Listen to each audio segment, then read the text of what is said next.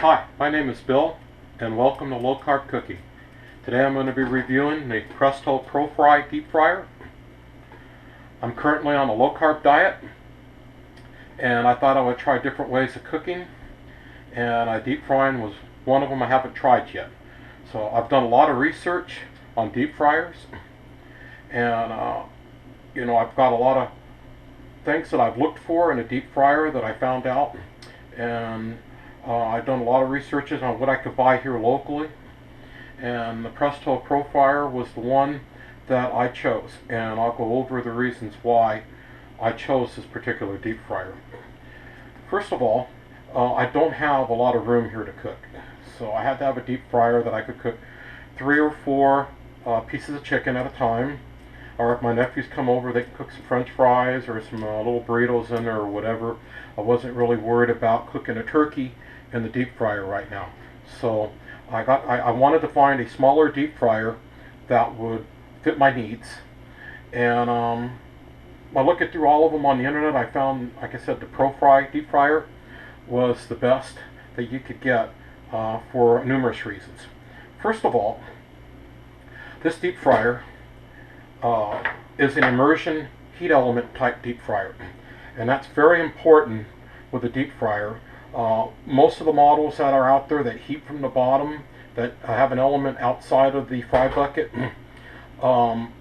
will tend to heat up slower, and the recovery time is a lot slower as well, and the recovery time is very important, which I'll explain here very shortly. And if you look at this deep fryer, it comes with a basket, and the basket will hold about 3 or 4 or 5 pieces of chicken, depends on how big chicken pieces you put in there. And when you're done with this and you clean everything up, it also, you just squeeze this in right here, and the handle folds in so it can all be stored inside of the unit after it's cleaned. So that's a nice feature. So it's got a real nice stainless steel fry basket, and I'll show you the internal workings of this deep fryer. On the back right here, the actual heat element section removes, and it comes right off so you can clean it. You'll want to wipe this down. You don't want to submerge this in the water. You want to wipe this down after you've used it, and of course you want to let it all cool before you do that. And I've already cleaned this up. According to the instructions, they want you to wash everything with soapy water. Wash this with a soft, damp cloth. Wipe it off. Make sure there's no oils on it from the packing or whatever. That might give it a weird taste or whatever. So I have already done this. I've already cleaned the deep fryer up and got it ready to cook. So this is what the heat element portion looks like. It's got a magnetic plug receptacle on the back right here, and a reset button in case it overheats, and it just plugs in just simply like that. And it's got a shorter cord on there. And a lot of people ask, why are these deep fryers? And I read a lot of reviews on the board that wondered why the deep fryers have such short cords on it. For one reason is they don't want a long cord on it for safety reasons. If you happen to get tangled up in it, or the kids happen to pull on it or something and pull all that hot oil down onto them. So that's one of the reasons. The second reason is it's got an 1800 watt element on it. This is going to be pulling about pretty close to 15 amps at 120 volts off of your plug right there. So they got to keep it short to keep the voltage drop down to the minimum, because even this cord, I'm assuming, is going to get a little warm during the frying just from the current being pulled through it. So you can't use a drop cord on it because it'll be too much voltage drop and it won't work right, and it may cause a fire. So you want to use the short cord that they give you and find an outlet that's close enough and safe enough to use with this, and it'll work real good. So anyways, I'm going to go ahead and put this back on, but before I do that, I'm going to show you, this lifts out right here so you can clean it. And of course you want to dump all the oil out of this, and you'll notice that inside right here, I don't know if you could see it or not because of the way the light is, but right in here there is a maximum and a minimum oil level. Maximum and minimum oil level right there. And according to the instructions, you want to keep the oil at the maximum before you put anything in the basket and put it in there. You want the oil first at the maximum level and never below the minimum. Another thing that's been brought up on the boards that a lot of people have asked is, what type of oil do you use in the deep fryer? Well, there's a couple. I'm sure there's more than a couple, but there's a couple that I found that you could use that I could buy locally. The preferred oil to use is peanut oil. Peanut oil gives the food a real good taste, and they use it all the time to fry the turkeys in. So there's an abundance of, especially this time of the year, getting close to Thanksgiving, you're going to find a lot of peanut oil out there available. Second is a soybean oil that I got, and it's a deep fry oil as well. The nice thing about that oil is if you have somebody that's allergic to peanuts, you can go to that type of oil. You might even use some other type of vegetable oil, but the nice thing about these peanut oils and the soybean oils is they have a higher flash point, which means that the oil can get a lot hotter before it flashes over and catches on fire, which you don't want to happen. So I purchased the soybean oil. You could get the peanut oil, it would work just fine. And longevity of the oil, that's another thing that was brought up. If you let it cool down, and if you cook stuff with a lot of batter in it, and the batter gets down in the oil, you may have to strain the oil through a cheesecloth, and then put that oil into a clean container and cap it and store it into a cool, dry place or the refrigerator. The refrigerator is the best. If that oil starts getting too dark or starts getting a bad smell to it and going rancid, then you want to get rid of it. Like I said, I bought the only oil that I could get was in 5-gallon containers at Smart and Final, and I figured out that I could replenish the oil in this deep fryer quite a few times before I have to buy a new 5-gallon bucket of oil. So I may not even keep the oil after each frying. It depends on how it comes out. Okay, I'm going to go ahead and assemble this back up here, and it just slides down. And another thing to note is it's got a little switch right here.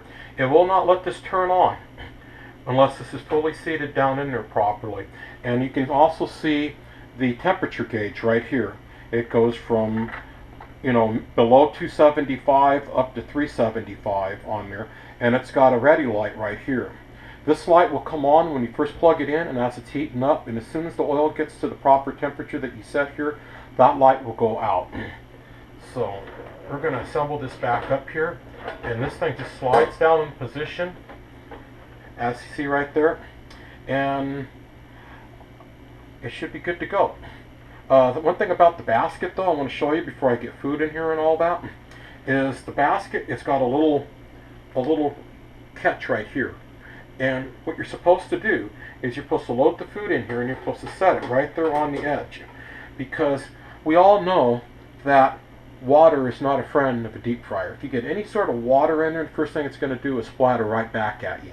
So anything with a high moisture content, you want to make sure that you've got the lid on it first, just like this, after it's heated up, and then you want to pick up and you want to lower the food into the deep fryer real easy. And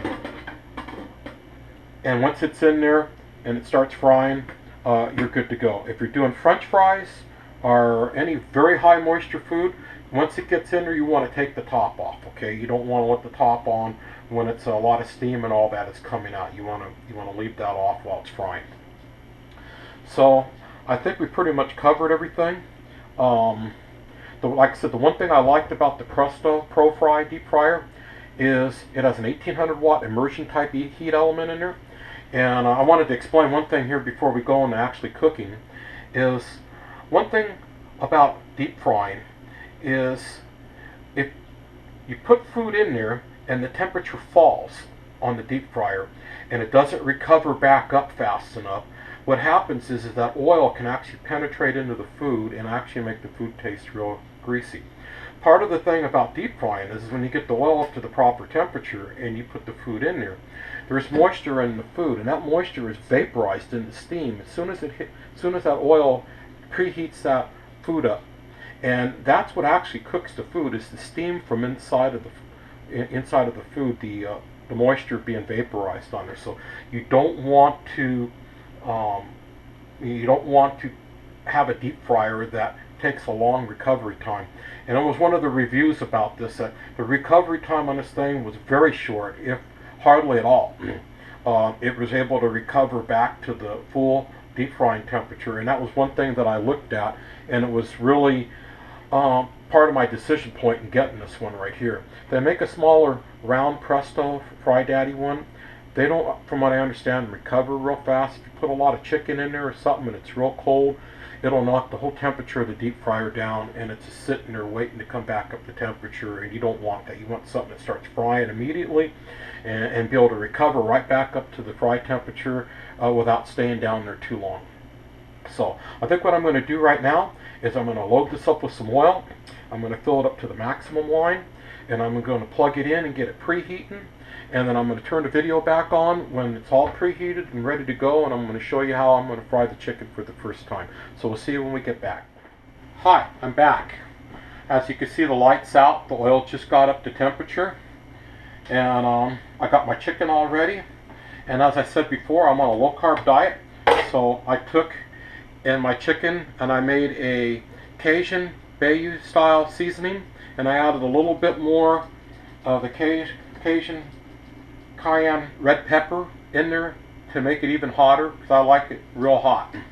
So I made that. There's no batter on this, no breading on this or whatever. I wrote it in the Cajun seasoning, and then I put it into the basket and preparing it to be put into the deep fryer. So we'll see how this works. It's up to temperature according to the instructions. They want you to carefully set this on the edge, just like that. And they want you to just put the lid on it first, and then pick it up and slowly lower it down.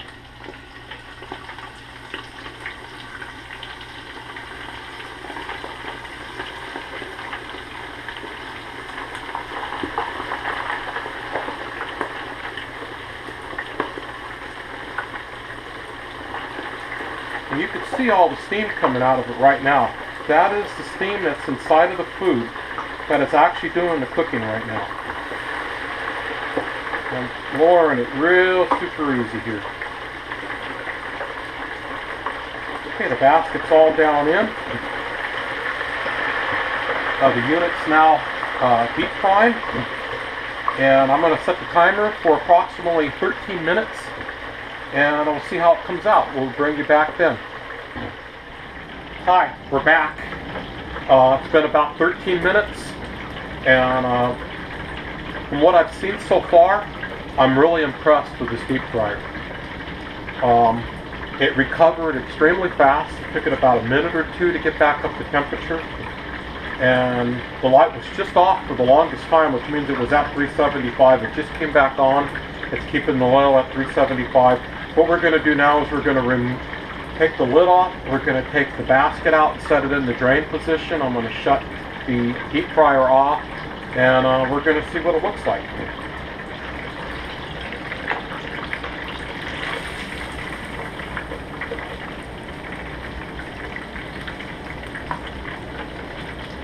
I'm also going to unplug it too from the wall. So basically you can see the chicken right there. The reason why it looks like it's burnt, it isn't burnt. It's the Cajun seasoning that I put on there is darkened really well. The chicken actually looks like it cooked extremely well. It is actually looks like it's going to be really good. So what I'm going to do now is I'm just going to let this drain a little bit more, and I'm going to set it on this platter right here, and we're going to take the chicken out and see what it looks like. So I'll be right back with you. Okay, we're back. I've got the chicken out of the deep fryer basket, and it's right here. Some of the breading looks like it's burnt, but it's really just cooked real good. Some of the seasoning may not be really made for being put right in the deep fry oil like that, but the chicken itself, I just cut a piece open right there, and it was cooked perfectly, and it was juicy. It wasn't oily. That was actually juice from the chicken that I was seeing in there, so it looked like it cooked absolutely beautiful. One thing I did want to stress, and I didn't say before, is that when you're unplugging the unit, make sure that you turn it off first before pulling the power plug. Because if you don't, and the unit happens to be on heating the oil, it can arc pretty good on plugging it from the wall, and that can eventually damage the outlet and cause poor contact, whatever you want to plug back in there again. So make sure the light is out when you unplug that, or just turn it off and unplug it is the best thing. That's all for now, and I appreciate you watching my video here. You can find more videos on my channel coming up on low carb cooking. And again, this is the review on the Presto Pro Fry deep fryer, and so far everything looks good. So I hope to see you around the channel here. Talk to you later.